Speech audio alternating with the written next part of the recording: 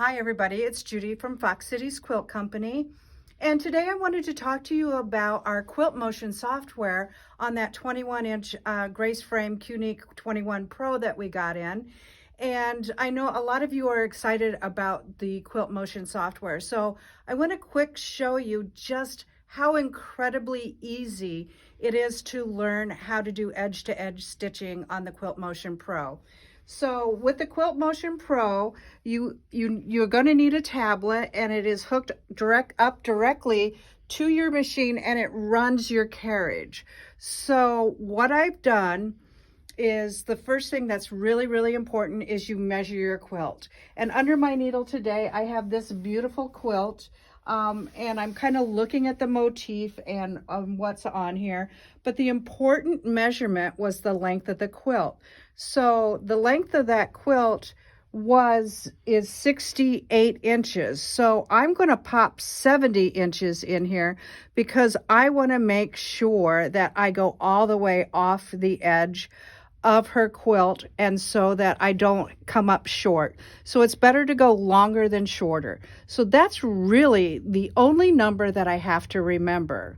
So for the width, I am going to tell the machine to come up here, and I'm going to go just off the edge of the quilt because we want to make sure that the stitching goes underneath the binding. And I'm going to hit the little ruler, and it's connecting that ruler, and I'm going to tell it this is my first point, and then I'm going to walk it all the way across the quilt, and I am going to tell it this is my end point, and it just measured that quilt, and I'm going to apply the measurement. So it's telling me that that quilt was 49.484 inches, so almost 50 inches. Now, all I need to do is select a pattern. So that's exactly what I'm going to do, is I'm going to go to select pattern. And I had talked to Kelly about what she wanted on this quilt, and she said that it'd be nice to have butterflies. So I am picking one that I know is butterflies, and I have this one here called Flight of Fancy. And I'm just going to click on it and hit open.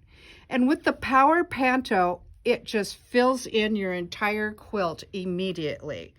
Now you can see that the pattern height is going to be 6 inches.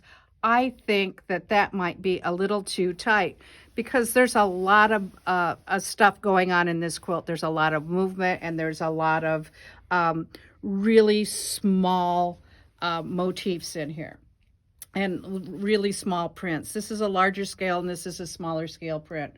So I'm going to come back up here, and I'm just going to tell the computer I just want it bigger.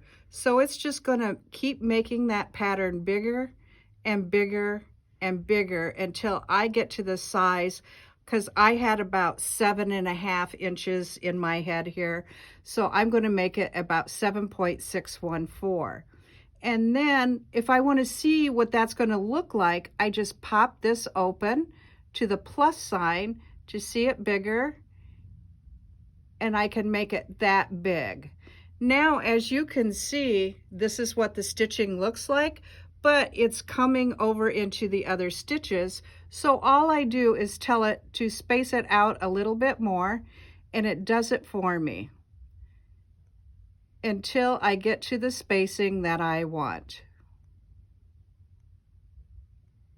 And that still looks pretty good, And that is the exact spacing that I want. I have a little bit of spacing between the rows, and because the pattern goes kind of in a curve like this, it just looks like overall stitching. So when I stitch that out, I'll never know what was a row and what wasn't. So then to go back to my screen, I hit fit, and then I'm going to tell it to sew in zones. And it's going to pop up for me my very first row. It's gathering all the row information. So I think we're at like 8 clicks so far. Pretty simple. So 1, 2 to measure, 3 to tell it the pattern height, 4 to pick the pattern, 5 to do the size, and 6 to tell it to sew in zones. I'm not going to save this one right now because I may tweak this a little more. So I'm going to tell it no. And it is thinking again, and it's going to pop up our pattern, and we're going to tell it to start sewing from the center and tell it that's the center of our quilt. And it will place it right in there for me. And that's all I need to do. And I can start sewing. So that is how easy it is to learn the Quilt Motion edge-to-edge pantograph software. Once I sew this out, it will tell me where to mark my second row. I scroll the fabric and I just keep going. It is that simple. This machine also has a really great feature that everybody has been asking for, and that is a bobbin indicator. So I told it that I had a full bobbin, and when it starts getting down to about 10%, it's going to beep at me and let me know. And then I can decide whether I want to change that bobbin at the end of that row.